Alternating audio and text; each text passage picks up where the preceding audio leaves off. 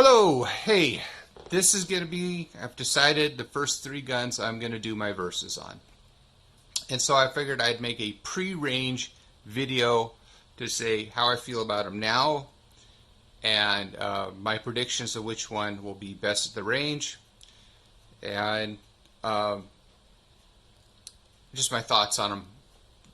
Pre-range trip, and then once I go to the range, I hope to get a range buddy, go up there, we'll do some comparison. If not, I'll just do it on my own.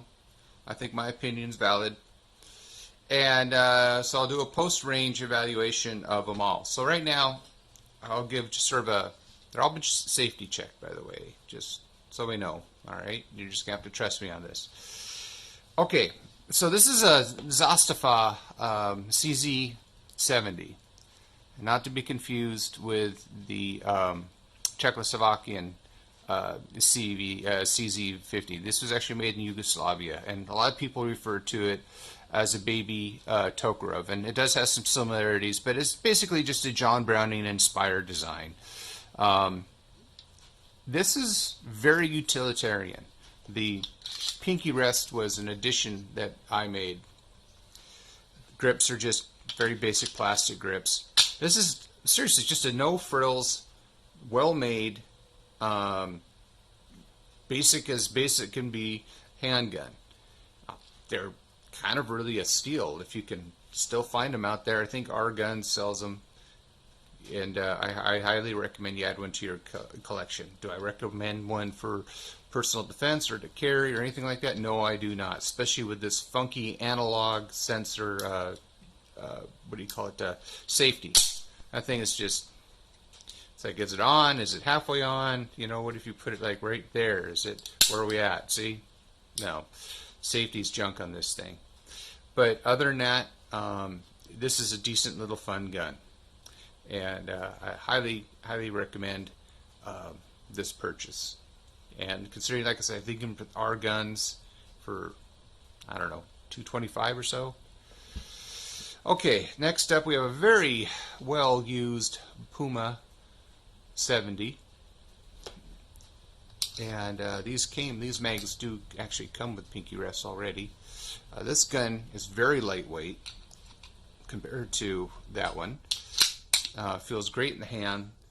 Not a fan of the crossbar safety, but it works. Mag release is in an unusual spot, but it's fine.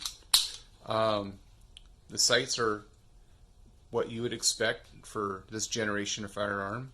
And really, it's a 32, so it's not like you're going to be target shooting. It feels great. It really does. The condition of it, like I said, has lots of holster wear and nicks on it and all that, but no rust, and the barrel is nice and clean. This is why you check out your pawn shops, because then you can sometimes find a good little deal. So this is a nice little gun. Then we got the Bersa, which is unknown. Craftsmanship for this thing is crap.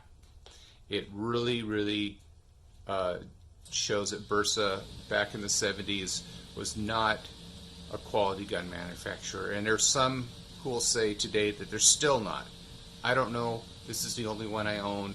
I can only go off what people say on the internet, and let's face it, 3,000 people could say their guns are great, and then one person comes along and says they suck, then all of a sudden everybody thinks they suck. That's just the way the internet works. So, they used to have two safeties on these when they originally made them, but it has a nice crossbar safety, a heel release, much like the Puma, and again, sights, very utilitarian, basic sights, and it's heavy. It's probably equal in weight to the Zastava here. Actually, I bet you these things are within ounces of each other. So, my prediction, which will not really surprise anybody, this will be first in every category: reliability, accuracy, comfort, so on and so forth, followed up by the Yugoslavian Zastava here. It'll be second, simply because even though it's not going to be very accurate, it is they're not very comfortable to hold, but it's going to work, it's going to function. And then lastly, the Bersa, which honestly I even though I've had my gunsmith go through this thing, and hopefully it'll work fine, I really don't expect this thing to run reliably at all. It does feel pretty good in the hand. Has a nice natural point to it. It's brand new, so the barrel is in good shape, but the machining was very poor.